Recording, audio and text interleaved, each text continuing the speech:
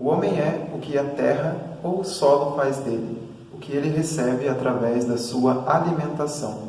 Essa é uma frase de Ana Primavera e hoje nós vamos falar um pouco sobre a vida e a saúde do solo. O conceito de solo, para muitas pessoas, é entendido como um substrato, um tipo de suporte onde fazemos nossas plantações e assim obtemos comida.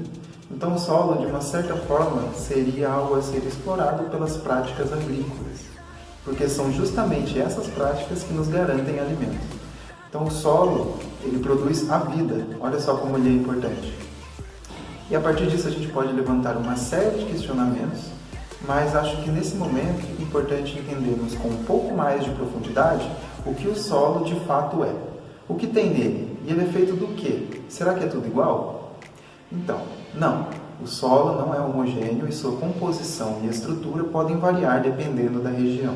E essa variação tem muito a ver com os processos que levaram à formação deste solo. E aí nisso entram questões como clima, relevo, continentalidade, além de uma série de outros fatores como o tipo de vida que se instalou naquela região. Só no Brasil nós temos mais de 10 tipos diferentes de solos de acordo com o Sistema Brasileiro de Classificação dos Solos. Tem os argissolos, os neossolos, os latossolos e por aí vai.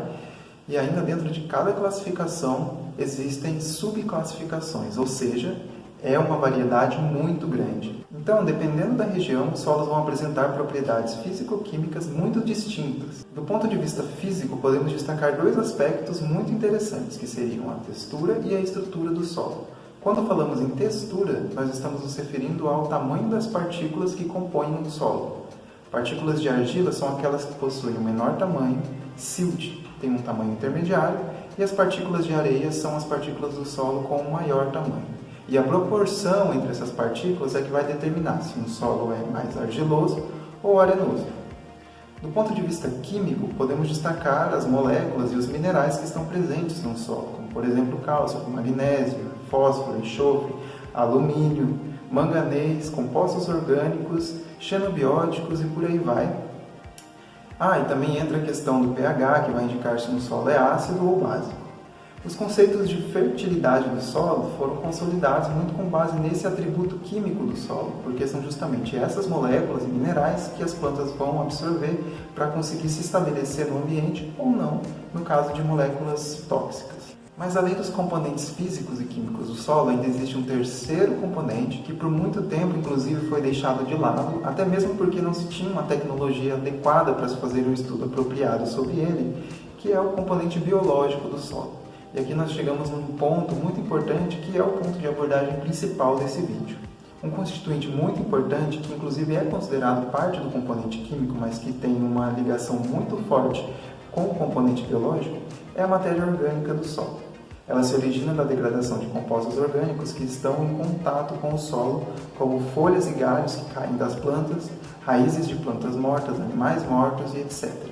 Essa matéria orgânica tem influência direta sobre a carga iônica do solo e o pH. E esses parâmetros determinam quão facilmente uma planta vai conseguir absorver os seus nutrientes. A degradação da matéria orgânica no solo passa por uma série de etapas até que se atinja o grau máximo de decomposição. A fauna do solo é responsável por realizar os primeiros passos, e ela pode ser dividida em 3 níveis. A macrofauna, onde se encontram as formigas, aranhas, minhocas, etc. A mesofauna, onde encontramos os ácaros e os colêmbulos. E a microfauna, com seres microscópicos como protozoários e nematóides. Então, a matéria orgânica ela é particionada em tamanhos cada vez menores por esses organismos. Por fim, chegamos ao microbioma do solo, que é o conjunto de seres microscópicos que habitam um determinado solo. Estima-se que em 1 grama de solo contenha mais de 10.000 espécies diferentes de micro-organismos, cerca de 1 bilhão de bactérias, 100.000 fungos, além de protozoários e algas.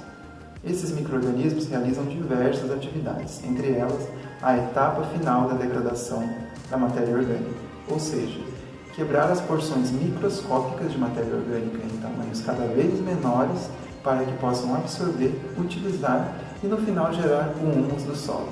Quando a matéria orgânica atinge seu grau máximo de decomposição, dizemos que ela se tornou humus, ou a fração estável da matéria orgânica.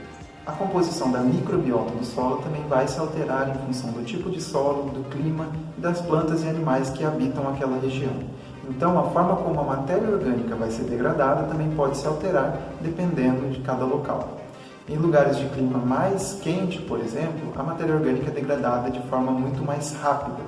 No aspecto físico, esses micro-organismos produzem moléculas cimentantes que vão ajudar na agregação do solo, melhorando então a sua estrutura e, consequentemente, na retenção de água. Começamos então a entender o solo não como um suporte inerte, mas como um sistema complexo e dinâmico.